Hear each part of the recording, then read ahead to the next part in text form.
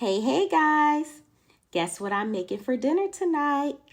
My homemade hibachi style shrimp fried rice. Yup, you heard that right. Let's get started. Now it's important that you prepare your rice first so it has time to cool after it's done.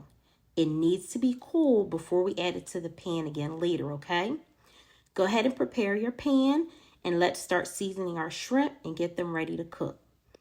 I'm seasoning mine with Creole seasoning, pink Himalayan salt, and black pepper. You want to make sure that you mix the shrimp well with the seasoning so each one is evenly coated.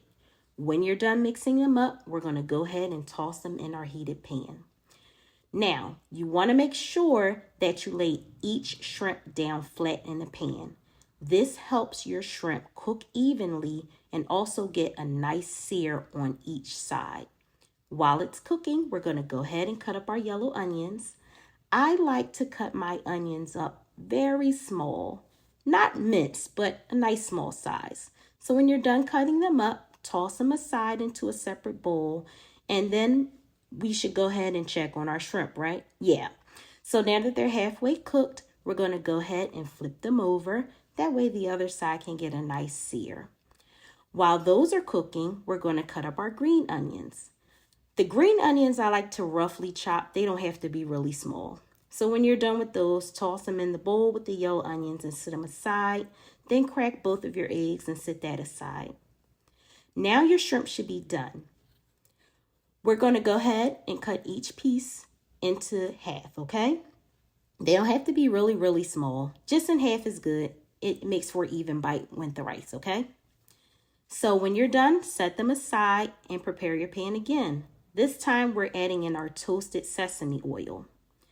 When it's heated, go ahead and add in your green onions and yellow onions. And then grab your mixed veggies and toss them in a pan as well. We're going to let everything cook down for about maybe 4 to 5 minutes or until the onions look like they're translucent.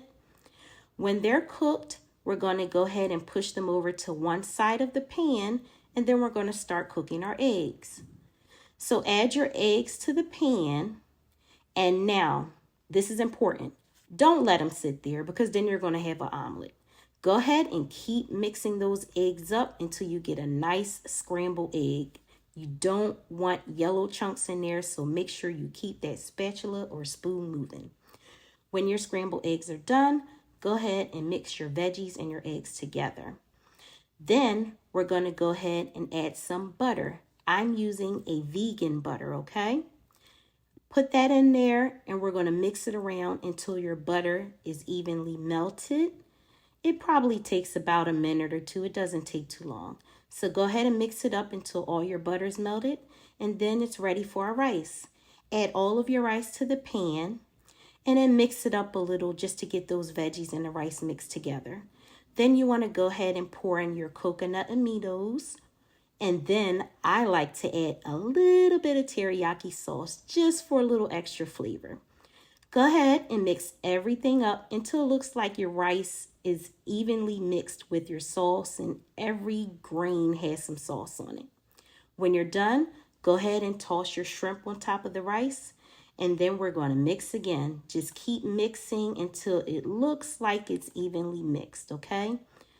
Then we're going to go ahead and start our garnish while that simmers down. I'm using fresh parsley. It doesn't have to be perfect. Just chop it up and set it to the side. Now it's time to season our rice. I'm just adding a little bit of pink Himalayan salt and a little bit of black pepper, and voila, it is done. Now you can go ahead, mix it up, and get it ready to plate. You can go ahead and use a bowl or something just to form the rice and make it look pretty. It's up to you. I'm using a bowl. This is how mine looks once I'm done. Now it's time to garnish. I'm adding a little bit of everything but the bagel seasoning, or you can use toasted sesame seeds. It's up to you. It's up to you, really. And I'm going to go ahead and toss on my parsley. Look at that.